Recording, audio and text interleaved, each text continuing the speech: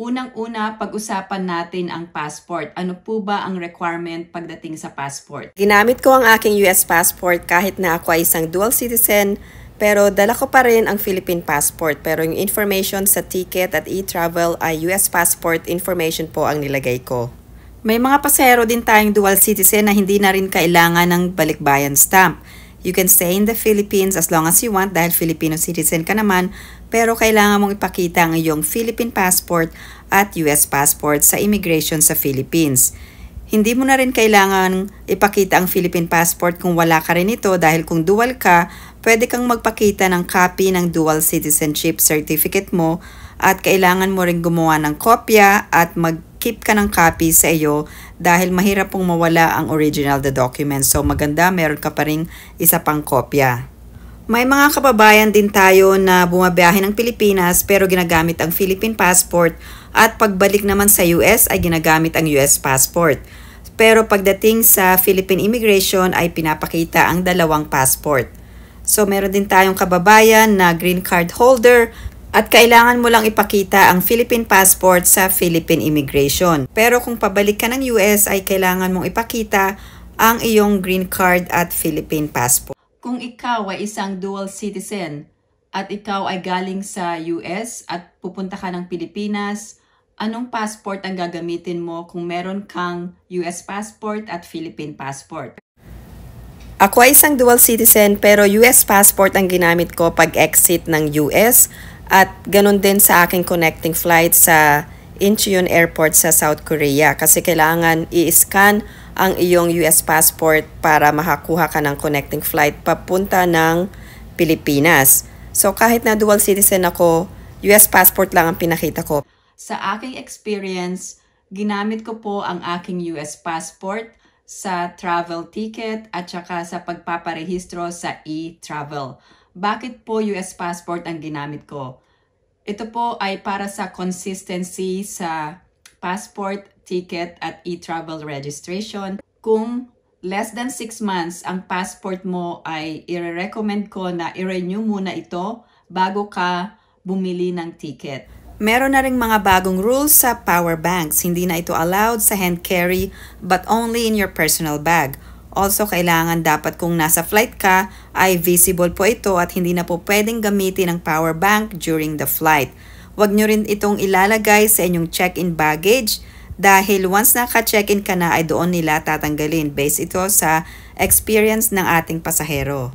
Ang official announcement ng Bureau of Customs Commissioner na si Commissioner Nepomuceno tungkol sa pagsususpend ng QR code kung kayo ay magta-travel sa Pilipinas, pero ito lamang ay para doon sa mga walang ide-declare na goods pauwi ng Pilipinas. So sabi din niya, Pilipinas lang ang bansa na kailangang i-scan ang e-travel code para maka-exit sa customs. So good news po ito sa lahat ng mga pasahero na uuwi ng Pilipinas. Pero kung meron kayong ide-declare na goods ay kailangan nyo pa rin i-scan ang QR code. So hinanap ko ang official announcement ng Bureau of Customs Commissioner at nakita ko ang official announcement na ito sa website. Nakalagay dito na ang Bureau of Customs ay temporarily suspends green lane clearance scanning. So ito pong e-travel QR code ay kailangan pa rin sa customs kung meron kayong ide-declare na goods at kailangan din ng e-travel sa immigration. Temporary lamang ito para may streamline ang passenger processing. So lahat pa rin ng pasahero ay kailangan pa rin mag-register sa e-travel app at kailangan pa rin i-accomplish ang customs declaration form before arrival. Kapag na-generate ang QR code at wala kayong ide-declare, mas mabilis na ang pag-exit sa customs. So effective po ito August 14, 2025. At kung meron kayong ide-declare ay kailangan pa rin i-scan ang QR code kung dadaan ng customs. Ibinalita rin ito para ma-announce sa mga pasahero na uuwi ng Pilipinas na kung wala kayong ide-declare na taxable goods, hindi na kailangan dumaan sa ikalawang QR code. Good news pa rin ito dahil base sa announcement ng Bureau of Customs Commissioner na 90% pala ang mga pasahero na wala pong idine-declare na goods. So, good news pa rin po ito kahit na kailangan pa rin mag-register for e-travel. So, malay nyo, eventually ay tanggalin ang e-travel registration sa mga pasahero. Pero in the meantime ay suspension lamang po ito ng QR code kung wala po kayong baggage declaration. Ito po, kung green po ay walang baggage declaration, ay wala pong scanning. Nung umuwi ako ng Pilipinas ay meron po akong baggage declaration at kung meron po kayong baggage declaration ay kailangan pa rin i-scan ang QR code para maka-exit sa customs. Gaya ng nabanggit ko, importante na mag-register sa e-travel. Required po ito sa lahat ng pasahero. Bago ka bumiyahe ay kailangan mo nang mag-register sa e-travel. So, kung babiyahe ka, kailangan naka-register ka na at naka-ready na ang iyong QR code. Ito po ang actual scene pagbaba nyo sa airport at sa immigration. Pipila kayo. Kung meron kayong foreign passport, dun kayo sa foreign passport. At kung meron kayong Philippine passport, pupunta kayo sa Philippine passport na line. Sa mga nagtatanong paano makakuha ng balikbayan privilege, ibibigay po ang balikbayan privilege pagdating nyo po sa airport. So, sa immigration, once na ipakita nyo ang inyong foreign passport, kung kayo ay former Filipino citizen, ay lalagyan po ito ng stamp na BB.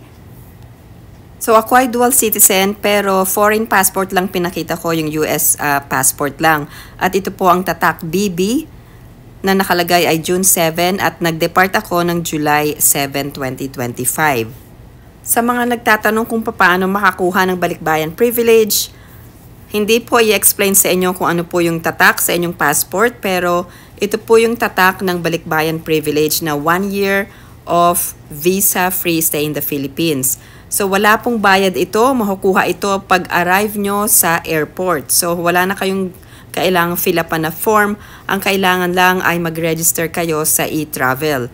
Ito pong balikbayan privilege ay privilege ito ng mga former Filipino citizens, pwede rin ng mga OFW, at extended ang privilege na to sa mga asawa ng former Filipino citizen or Filipino na kung asawa ninyo ay foreign national, pati na ang mga anak ninyo kung foreign citizen din, ay bibigyan din ng ganitong privilege. So, basta magta-travel kayo together, ay makakuha kayo ng ganitong visa-free stay in the Philippines na 1 year.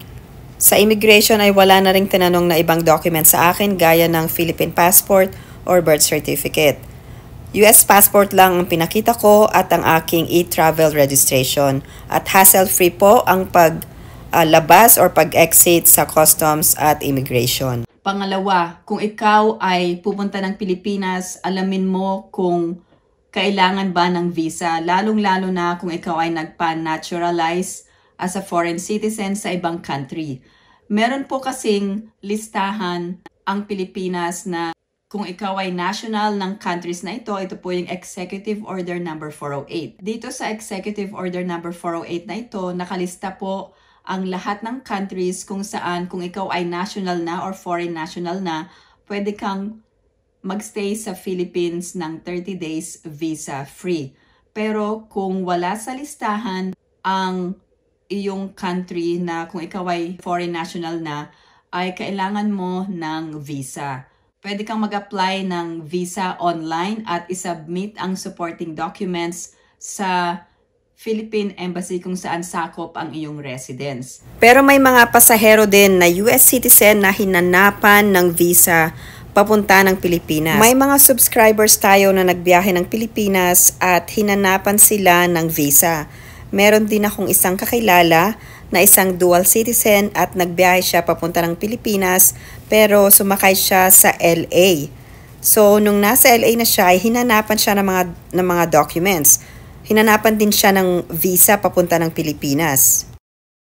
Mabuti na lang at kompleto siya ng mga dokumento. Meron siyang birth certificate, meron siyang marriage certificate, meron siyang dual citizenship documents, meron din siyang Philippine passport.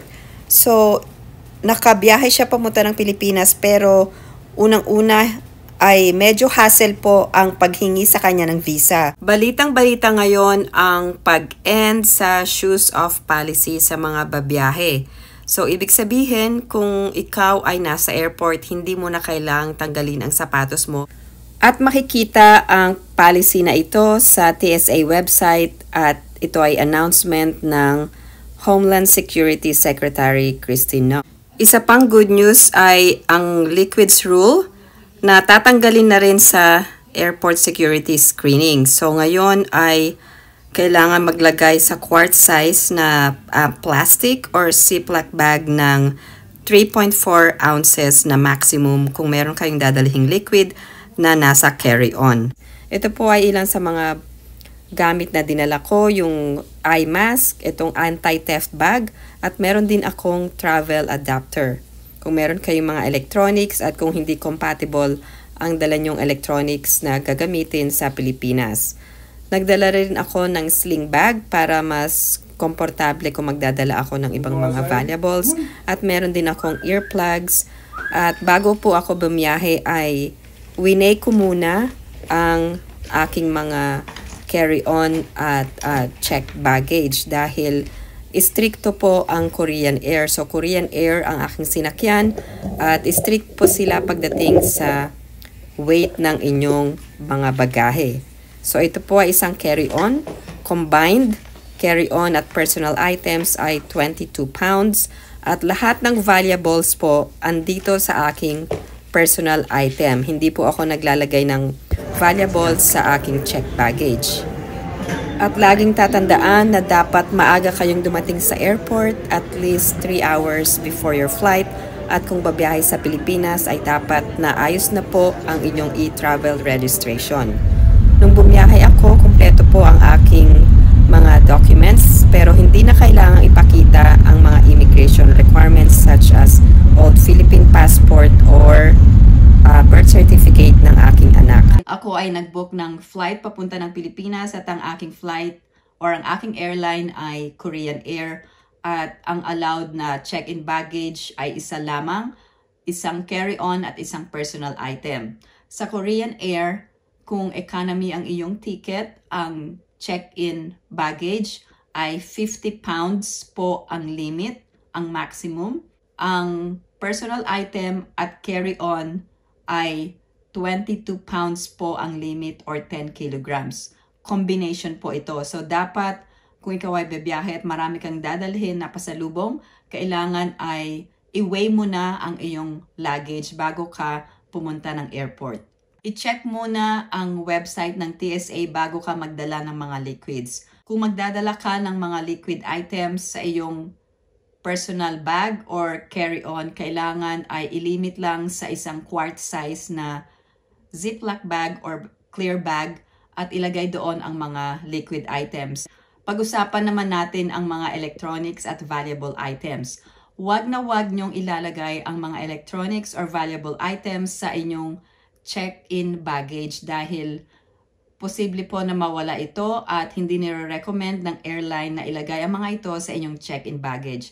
Lagi niyo pong dalhin ito sa inyong carry-on or personal item, lalong-lalo na kung marami po kayong dalang electronics or rechargeable electronics, mga valuable items, cash, currencies. Kung meron kayong dadalhin ng mga valuable items, ilalagay po ninyo ito sa inyong carry-on or personal backpack or personal bag. Gaya ng nabanggit ko, importante na mag-register sa e-travel. Required po ito sa lahat ng pasahero. Ngayon, ang ginamit ko sa pagre-rehistro ay ang aking US passport para merong consistency sa aking ticket at itinerary. Paglapag ninyo sa airport ay makikita sa bawat sulok ng airport ang notice na ang e-travel registration ay mandatory. So lahat ng pasahero must complete the e-travel prior to arrival or departure from the Philippines. So nakalagay dito, failure to register may be a cause for denial of entry. At kung hindi naka-roaming ang phone ninyo ay may hirapan kayo na mag-connect sa internet pagdating sa airport.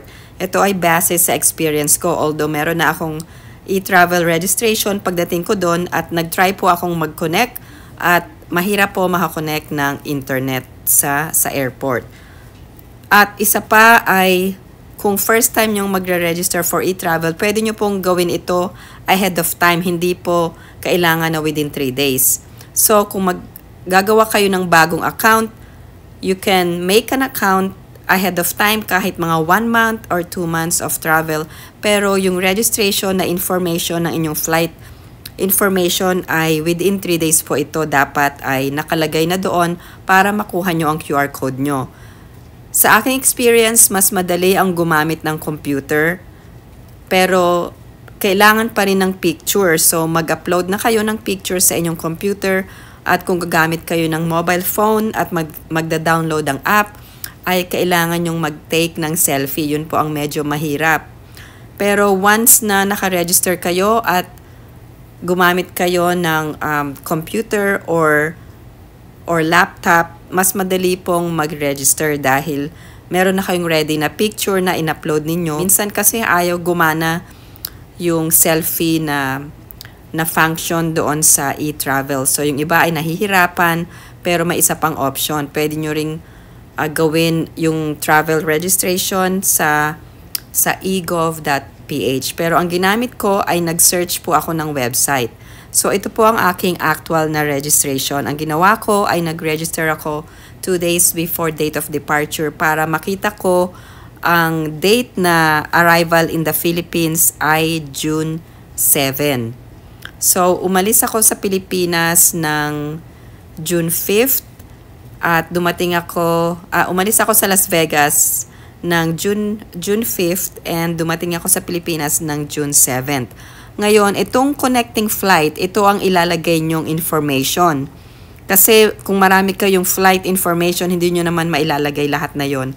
Ang importante ay yung last na flight nyo papunta ng Pilipinas. So, ito ang aking actual na registration from Las Vegas to Korea, then Korea to Manila. So, yung flight information ang flight information ay Korea to Manila. Ngayon, kapag natapos na ang inyong registration sa e-travel, ay nakakonect na rin ang Philippine Customs Declaration. Ngayon, 2 declaration ang gagawin nyo. Una, yung customs, yung mga items na dadalhin. Pangalawa ay ang foreign currency declaration. Ngayon, kung meron kayong kasamang pamilya, ay pwede nyo nang isama sa registration nyo ang inyong either asawa nyo or anak ninyo, ay pwede ng isang account lamang at isang email address lamang para sa lahat ng members ng family. So, yun ang ginawa ko dahil kasama ko ang aking anak na babae. At isang email address lang ang ginamit ko. Pero 2 ang QR code na makikita nyo sa inyong email address. Dito sa General Customs Declaration Form ay pwede nyong ilagay ang amount of goods na pinurchase nyo galing sa ibang bansa. Maraming tanong dito sa number 2 sa foreign currency. In excess of $10,000. Kailangan bang i-declare? Yes, if in excess. Ngayon, ano ba ito? Individual or family? Ito po ay family declaration kung kasama nyo ang inyong pamilya. Pero kung mag-isa lang kayo, ay isa lang ang amount na i-declare ninyo. Isa pang importante itong number 9. Itong electronics or mobile phones in excess of quantities for personal use. Halimbawa, kung mag-isa lang kayo pero mga 10 phones ang dala nyo, so maka-question po ito dahil makikita sa scanner ang mga dala nyong electronic. So nabanggit ko rin na meron akong i-declare pero mga personal na pasalubong po ito at hindi po ito for sale. So dineclare ko lang dito sa other goods not mentioned above yung mga items gaya ng mga groceries na binili ko dito sa US. Hindi naman po maraming items ang dinala ko dahil nag-box na ako ahead of time. So ito lamang ay para lang mapuno or magamit ko lang ang aking checked baggage. So sayang naman, 'di ba? So kung magdadala ka rin lang ng bagahe ay punuin mo na ng pasalubong. Pero ang dinala ko lang dito karamihan ay mga food items at saka yung ilang mga body mist. At ito na sa customs declaration, kailangan ng selfie, kailangan din ng signature. At ito na po ang actual na QR code after ng aking registration. Salamat po sa pagsubaybay sa aking YouTube channel. Kung meron pa kayong ibang items or tips, Kung kayo ay nagbiyahe na, paki-share lang po sa comments section below. Salamat po sa pag-subaybay sa aking YouTube channel. Don't forget to like and subscribe. I hope everyone is staying safe and have a great day.